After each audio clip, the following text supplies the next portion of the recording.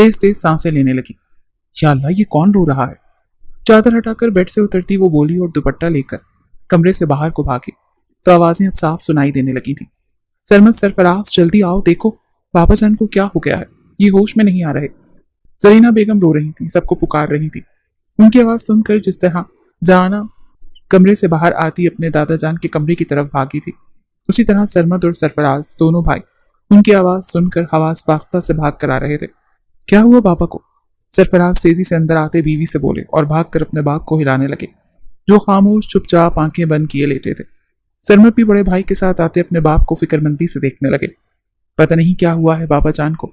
मैं तो इन्हें देखने आई थी कि बाबा ठीक हैं, कुछ चाहिए तो नहीं, लेकिन बाबा कुछ बोल ही नहीं रहे, ना आंखें खोल रहे हैं। जरीना बेगम ये बोलती फूट फूट कर रोने लगी। जाना फटी आंखों से अपने दादा को देख रही थी, जो बेजान से लेटे थे। यूं लगा कि दिल को जैसे किसी ने मुट्ठी में कस लिया हो। जाना बेटा, जल्दी जाओ, ड्राइवर से कहो गाड़ी निकाले। तभी एकदम सरफराज साहब भाड़े तो वो होश में आती उछली, आंखों में ढेरों आंसू लिए वो सर हिलाती कमरे से बाहर भागी। तो लब पर सिर्फ यही दुआ थी कि उसके प्यारे अभी जान को कुछ ना हो, वो सलामत रहे। आखिर चंद प्यारे रिश्तों के अलावा उसकी जिंदगी में और बचा ही कौन था। सरफराज, सरमद, जरीना और जाना सब भागम भाग शमशेर गौरी को अस्पताल लेकर आए तो कुछ ही देर में पता चला कि उन्हें तो हार्ट अटैक आया था, लेकिन बर वक्त अस्पताल लाने और इलाज से आप वो बिल्कुल ठीक हैं और खतरे से बाहर हैं। ये सुनकर जाना शिद्दत से रोती जरीना बेगम के सीने से लग गई। कुछ नहीं हुआ बाबा जान को, मेरी जान, वो बिल्कुल ठीक है, देखना बहुत जल्द वो पहले की तरह हो जाएंगे। जरीना उसे सीने से लगाए तसल्ली देने लगी। जानती थी कि वो ऐसी ही सबसे मोहब्बत करने वाली नाजुक दिल की मालिक लड़की है। बड़ी माँ, अभी जान को कुछ हो जाता तो मैं भी मर जाती। मुझ में अब और प्यारों को खोने की हिम्मत नहीं। वो सर उठाती अपनी हसीन भीगी आंखों से उन्हें देखती धीमे लहजे में बोली। सरफराज बेसाख्ता उसे अपने साथ लगा गए। नहीं मेरी गुड़िया, ऐसा नहीं कहते, आपके सब प्यारे आपके पास है मेरी बच्ची। चलो रोना बंद करो। आपके अभी जान को अगर होश में आने के बाद ये खबर मिली कि आप रोई हैं तो हमारी क्लास लग जाएगी। मेरी जान, दुआ करो उनके लिए, वो जल्द सेहतयाब हो जाएंगे। उन्होंने बहुत मोहब्बत से उसके आंसू साफ किए तो वो हल्का सा मुस्कुरा दी और फिर ठीक 24 घंटे बाद डॉक्टर्स की अनथक कोशिशों और ढेरों दुआओं के बाद बिलाखिर शमशेर गौरी को होश आ ही गया और होश में आते ही उन्होंने सबसे पहले जाना को अपने सीने से लगाते उसे प्यार किया। वो उनके सीने से लगी आंसू बहा रही थी। अभी जान, मैं डर गई थी, मुझे लगा कि अब मैं आपको कभी ना देख सकूंगी, आप मुझे छोड़कर चले गए। जानते हैं मैंने अल्लाह पाक से आपकी जिंदगी के लिए कितनी दुआएं की हैं। वो अपनी मासूम आवाज में कहती उनके दिल को तड़पा गई। शमशेर ने बहुत मोहब्बत से उसके आंसू साफ किए और माथा चूमा। नहीं मेरी बच्ची, मैं ऐसे कैसे जा सकता हूँ? अभी तो मुझे अपनी कांच सी नाजुक गुड़िया को दुल्हन के सुर्ख जोड़े में देखना है, उसे दुआओं में रुखसत करना है, ऐसे तो नहीं जाऊंगा मैं। शमशेर की बूढ़ी आंखें नम थी, लेकिन उनके लबों पर मुस्कुराहट थी, जिस पर साना भी रोते रोते हंसती। बेटा साना, अब आप घर जाएं, आराम करें, 2 रातों से आप ठीक से सोई नहीं और सारा सारा दिन अस्पताल में रहकर आपकी तबीयत ही खराब ना हो जाए। बाबा जान, आप बिल्कुल ठीक हैं, इसीलिए आप भी बेफिक्र होकर घर जाएं और आराम करें। जरीना बेगम उसके कांधे पर हाथ रखती मोहब्बत भरे अंदाज में बोली तो सरफराज भी चुप नहीं रहे। हाँ मेरा बच्चा, जाओ, शाबाश, घर जाओ, हम सब हैं तुम्हारे अभी जान का ख्याल रखने के लिए। ड्राइवर खड़ा है, उसके साथ चली जाओ। जाना परेशान से सबको देखने लगी। जब दादा पर नजर ठहरी तो उन्होंने मुस्कुरा कर इस बात में सर हिलाया और उसे जाने की इजाजत दी। चारों नाचार उसे सबकी बात माननी पड़ी। उठकर दरवाजे से बाहर आती, अभी दरवाजा ठीक से बंद भी न कर सकी थी जब उसे कमरे में आवाज आती सुनाई दी, जिसे सुनकर उसका दिल थम गया। बस कर दो, बुला लो उसे, आखिर ये जिला वतनी की सजा कब खत्म होगी? क्या मेरे मरने का इंतजार कर रहे हो तुम लोग कि उसे मुझे कब्र में उतारने के लिए बुलवाओगे? आखिर मेरी बूढ़ी आंखें उसे देखने को तरसती इस दुनिया से चली जाएंगी, फिर उसे बुलाओगे? खुदारा सरफराज, उसे बुला दो कि अब मैं मजीद उसकी जुदाई बर्दाश्त नहीं कर सकता। ये शमशेर गौरी की आवाज थी, जो तड़प तड़प कर रोते अपने बड़े बेटे से फरियाद कर रहे थे। सरफराज नीचे सर झुकाए खामोश थे, जबकि जरीना बेगम मुंह पर दुपट्टा रख के शिद्दत से रो रही थी। उसने जो आज से 11 साल पहले गलती की, उसकी सजा पराए मुल्क में सालों अपनों से दूर अजनबी लोगों में रहकर वो काट चुका है। अब बस कर दो, और कितनी सजा वो काटेगा? क्या कोई अपने बेटे से ऐसे भी सलूक करता है जो तुमने किया? नादानी में अक्सर बच्चों से ऐसी गलतियां हो जाती हैं। बड़ों का काम है उन्हें समझाना, उनकी इस्लाह करना, लेकिन तुमने तो गुस्से में सब कुछ बर्बाद ही कर दिया, अपने बेटे को ही खुद से दूर कर दिया। लेकिन मैं मजीद अब ये और हक़ तलफी बर्दाश्त नहीं करूंगा। उसे बुलाओ, जब तक वो नहीं आएगा मैं घर नहीं जाऊंगा। शमशेर गौरी शायद आज अटल फैसला कर ही चुके थे। सरफराज ने बेबसी से उन्हें देखा। हर दफा उनके कहने पर वो अपने बाप को चुप करवा देते थे, लेकिन आज वो खुद चुप की तस्वीर बने बैठे थे। اولاد کی محبت کس والدین کے دل میں نہیں ہوتی، وہ بھی اس کے لیے تڑپتے تھے، لیکن جب اس کی غلطی یاد آتی تو دل پر پتھر رکھ لیتے۔ تبھی سرمت نے بڑے بھائی کے کاندھے پر ہاتھ رکھا۔ انہوں نے دکھ سے انہیں دیکھا، جس پر وہ بھی سر ہلا گئے۔ ہاں بھائی، اب بس کرتے ہیں، بلوا لیں اسے، بچہ تھا جب وہ اب تو جوان ہو گیا ہے، ایک قابل انسان بن گیا ہے، میں نے اسے معاف کیا۔ سرمت کے الفاظ سے یا زندگی کی کوئی نوید سرفراز ان کے سینے سے لگ گئے، لیکن وہیں باہر کھڑی زانا کے دل پر تو جیسے آری چل پڑی۔ نفرت کی ایک تیز لہر اس کے پورے جسم میں سرایت کرتی اسے زہر آلود کر گئی۔ سب اسے معاف کر سکتے تھے، لیکن وہ کیسے اسے معاف کرتی جو اس کا گنہگار تھا؟ سالوں گزر جانے کے بعد آج بھی وہ بھیانک حادثہ اسے شدت سے یاد آیا تھا، جس کے رونگٹے کھڑے کر دیتا تھا۔ وقت کے ساتھ آج بھی اس انسان سے بے انتہا نفرت کرتی تھی، شدید نفرت کہ اس کا وجود دیکھنا تو دور، وہ اس کا نام بھی سننا نہیں چاہتے تھے۔ تیز تیز سانس لیتی وہ دروازہ بند کر گئی۔ دالاج غوری، تم چاہے واپس کیوں نہ آ جاؤ، زانا تم سے شدید نفرت کرتی ہے، وہ تمہیں کبھی معاف نہیں کرے گی۔ حلق میں تیزاب کی مانند پھنسے آنسوں کو نگلتے اس کے لب دھیرے سے ہلے، لہجہ آگ برساتا تھا، سینے میں آگ کا الگ الاؤ دہک اٹھا تھا جب وہ تیز قدموں سے آگے بڑھ گئی تھی۔ شمشیر غوری کے 2 بیٹے تھے، بڑے بیٹے سرفراز اور چھوٹے بیٹے سرمد۔ زوجہ کی وفات کے بعد شمشیر غوری نے اپنے بیٹوں کی پرورش خود کی تھی۔ سرفراز صاحب کی شادی زرینہ بیگم سے ہوئی تھی۔ ان کا ایک بہت ہی پیارا بیٹا دالاج، گھر بھر کا لاڈلا، جس سے ہر کوئی محبت کرتا تھا۔ وہ چھوٹا ننھا سا شہزادہ سب کی آنکھوں کا تارا تھا۔ شمشیر غوری کی تو اس میں جان بستی تھی۔ سرمد کی شادی ہوئی تو 1 سال بعد صدف اور سرمد کو بھی اللہ نے اولاد کی خوشی سے نوازا۔ ان کے ہاں بیٹی ہوئی۔ دالاج 5 سال کا تھا جب زانا آئی۔ وہ ننھی سی پریوں سی معصوم زانا اتنی پیاری تھی کہ جو اسے دیکھتا بے ساختہ اسے پیار کرنے لگتا تھا۔ جس طرح زانا کو سب چاہتے، دالاج وہ اس معصوم سی گڑیا کو بہت چاہتا تھا۔ وہ ہر وقت اسے گود میں اٹھانے کی ضد کرتا، اسے پیار کرتا، اس سے باتیں کرتا۔ اس کی معصوم حرکتوں پر سب ہنستے تھے۔ زانا جب 1 سال کی ہوئی تو غوری خاندان پر جیسے قیامت ٹوٹی۔ صدف ایک رات اچانک سب کو چھوڑ کر خالق حقیقی سے جا ملی۔ ایک بہت بڑا حادثہ تھا جس سے غوری خاندان گزرا۔ وہ 1 سال کی ننھی بچی اپنی ماں کی ممتا کے لیے بلک بلک کر روتی۔ زرینہ بیگم سے یہ دیکھا نہیں گیا اور انہوں نے زانا کو اپنی ممتا کی آغوش میں بھر لیا۔ وہ دن رات اس کا خیال رکھتی، اسے اپنے پاس رکھتی۔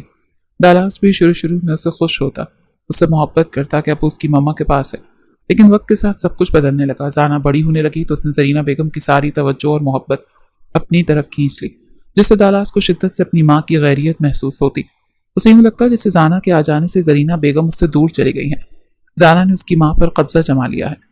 آخر وہ اکلوتا اپنے والدین کی محبتوں اور توجہ کا وارث تھا، لیکن زانا کے آ جانے سے زرینہ بیگم کی محبت بٹ گئی تھی، جس سے وہ چڑنے لگا۔ زرینہ بیگم جتنی محبت زانا سے کرتی، دالاج کو اتنی نفرت اس سے ہوتی۔ وہ اکثر ان سے کہہ دیتا، مما آخر آپ مجھے نظر انداز کر کے زانا ہی سے کیوں اتنی محبت کرتی ہیں؟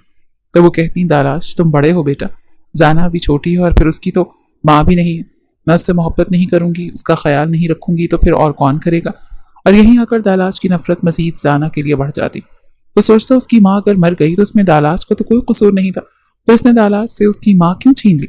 یہی نہیں، چچا جان اپنی بیٹی کے ناز نخرے تو اٹھاتے ہی تھے، لیکن دالاج کے والد سرفراز صاحب بھی اپنے بیٹے سے زیادہ زانا سے محبت کرنے لگے۔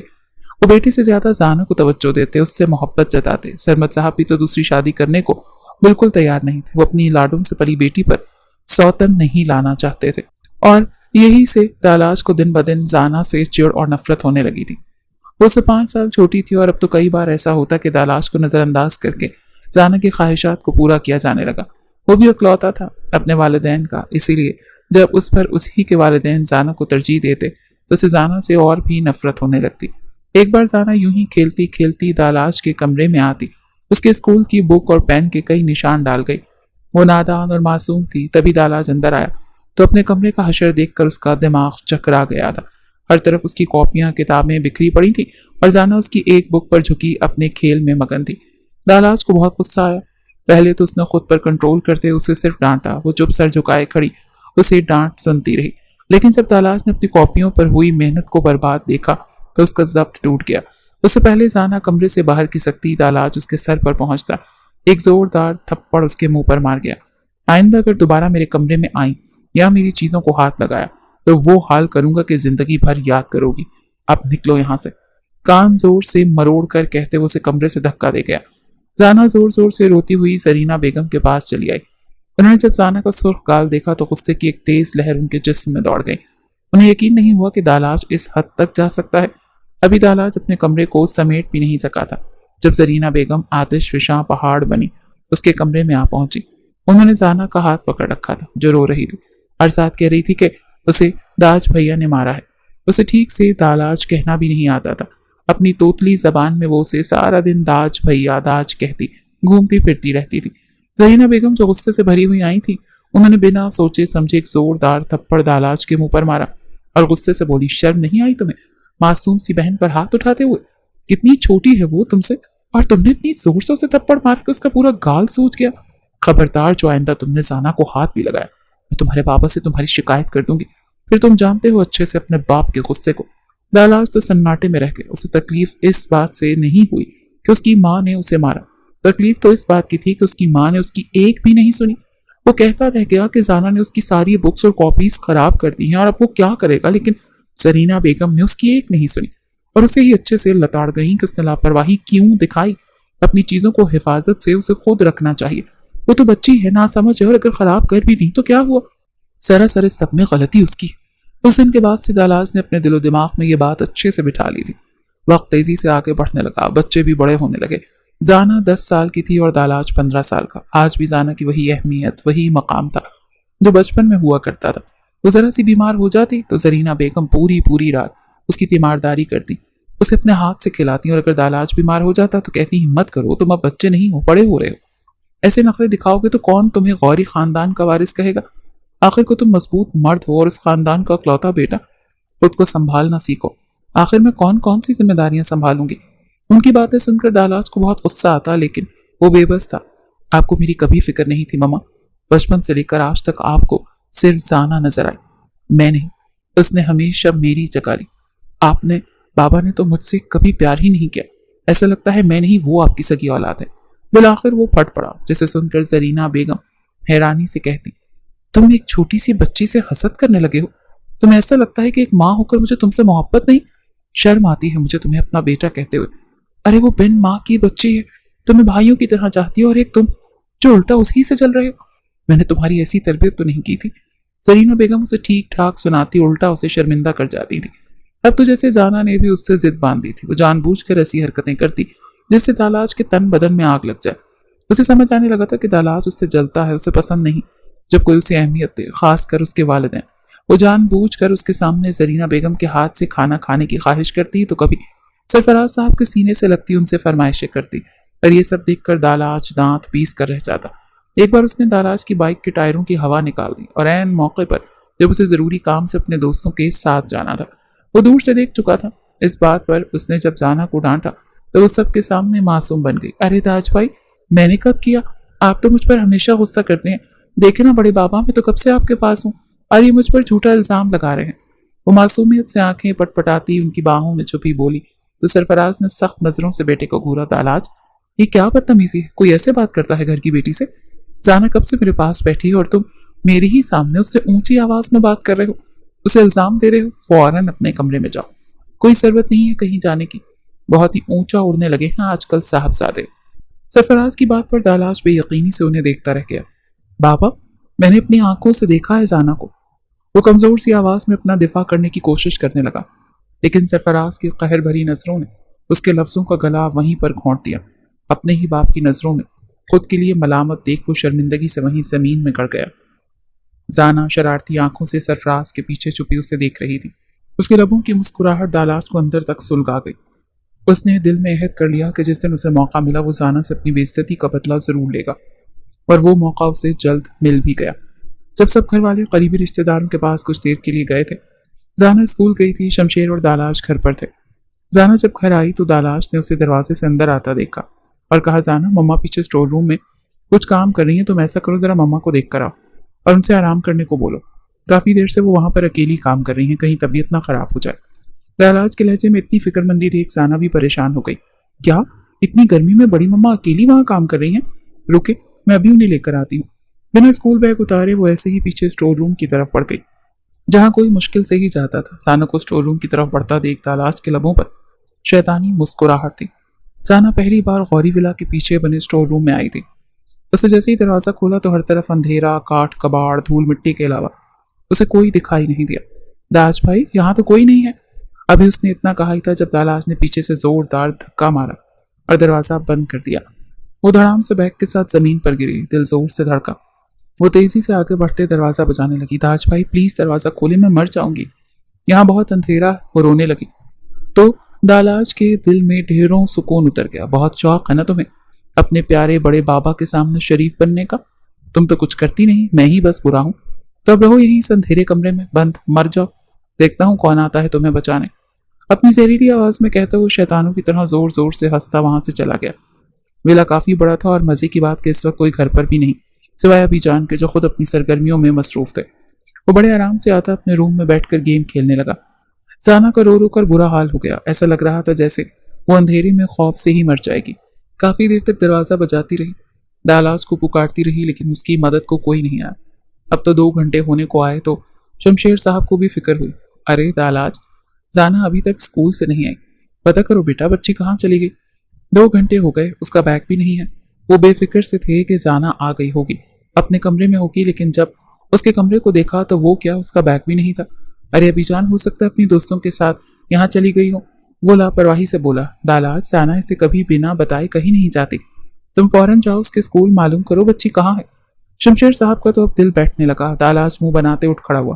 اچھا جاتا ہوں، وہ بے دلی سے بولتا گھر سے باہر نکل آیا۔ جانتا تو تھا کہ وہ کہاں ہے، اسی لیے دادا کو شک نہ ہو وہ گھر سے باہر نکل کر یہاں وہاں مٹر گشت کرنے لگا۔ کافی دیر گزرنے کے بعد جب وہ گھر آتا بولا، چھٹی تو وقت پر ہو گئی تھی اس کی، ابھی جان چوکیدار بتا رہا تھا زانا اپنی کسی دوست کے ساتھ گئی ہے۔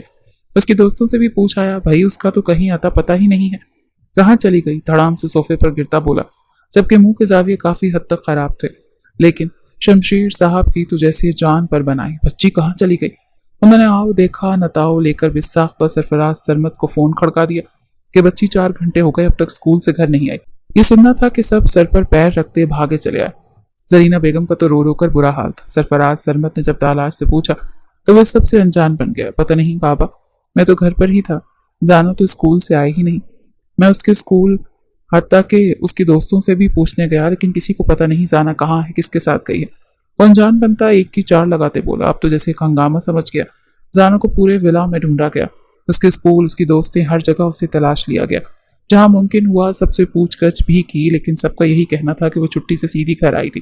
اب تو ایک ہی حل سب کو نظر آ رہا تھا کہ پولیس کو بلوایا جائے۔ پولیس کا نام سن کر دالاج کی ہوائیاں اب اڑی تھی۔ اگر پولیس آئی، انہوں نے زانا کو تلاش کر لیا اور زانا نے اس کا نام لے لیا تو پھر اس کی خیر نہیں تھی، لیکن اب کچھ ہو بھی نہیں سکتا تھا۔ اس کے بچنے کا کوئی راستہ نہیں تھا کیونکہ سرمت نے پولیس کو فون کر دیا تھا۔ پولیس آئی، اس نے سب سے پہلے یہی سوال کیا کہ کیا گھر کی پچھلی سائڈ کسی نے چیک کی، وہاں کوئی گیراج یا اسٹور روم بنا ہے؟ وہاں آپ نے دیکھا؟ سرمت بولے، ہاں اسٹور روم تو بنا ہے، لیکن بچے یا ہم میں سے کوئی بھی وہاں نہیں جاتا۔ ان کی بات سن پولیس فوراً حرکت میں آئی، ہم سب سے پہلے وہاں کی تلاشی لیں گے۔ اتنا کہتے وہ جلدی سے ولا کے پچھلے حصے میں پہنچے جہاں اسٹور روم باہر سے بند تھا۔